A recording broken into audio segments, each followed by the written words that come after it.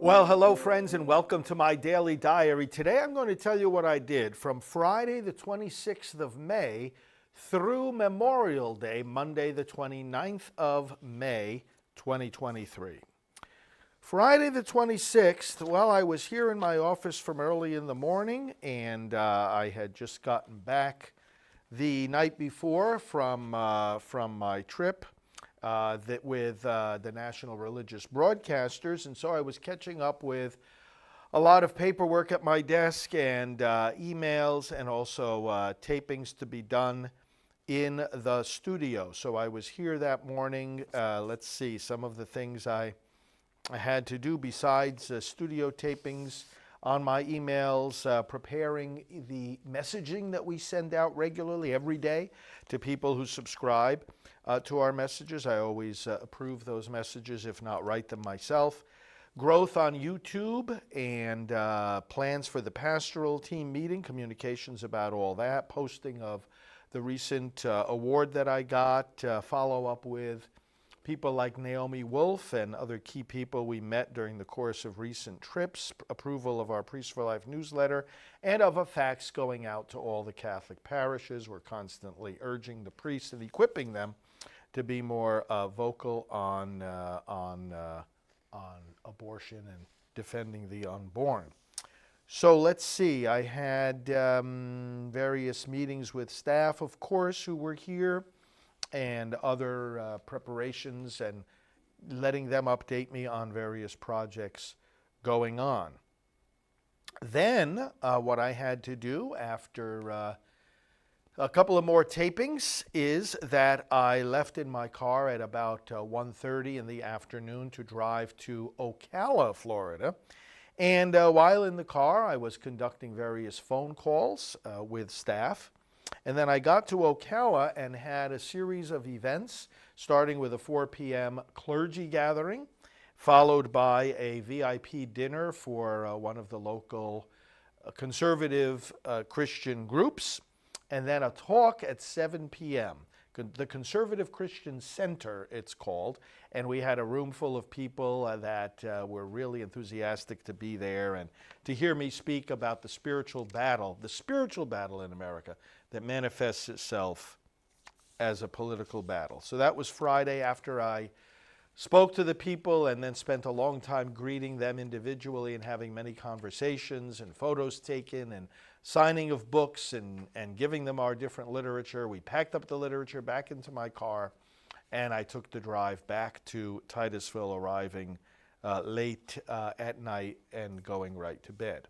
Saturday the 27th, I was here at my office. Some of the work I had to do right away on my computer involved state legislative updates. We follow what all the states are doing, of course, in regard to abortion, and speaking to the media in those states, encouraging the pro-life activists and legislators in those states, approving the follow-up email to our recent election training seminar, looking at the website domains that we have. We have close to 1,000 domains, and looking at the ones for June that are going to expire, and I give the green light to our website team to renew those domains. So I had to look at those.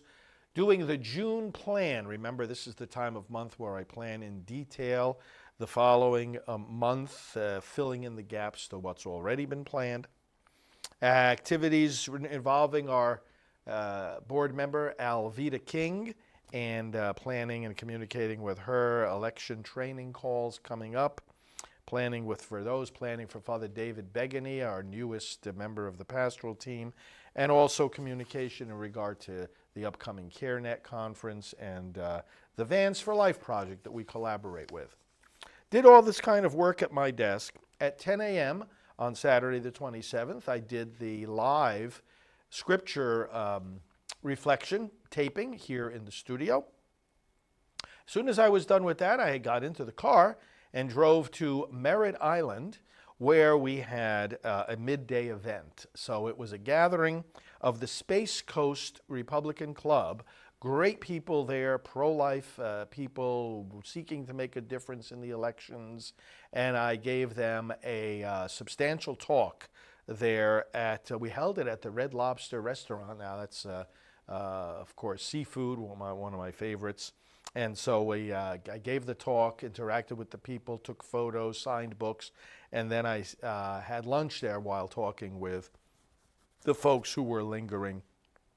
Our national political coordinator, Erin, was there to help out as well. Once I got finished with that event, let's see, what did I do? Oh, I stopped over at the home of our executive director, and we had some work sessions there, and visited there for a while, catching up on various things that had to be done, and then drove back to my office and continued working there and getting things ready for the coming week.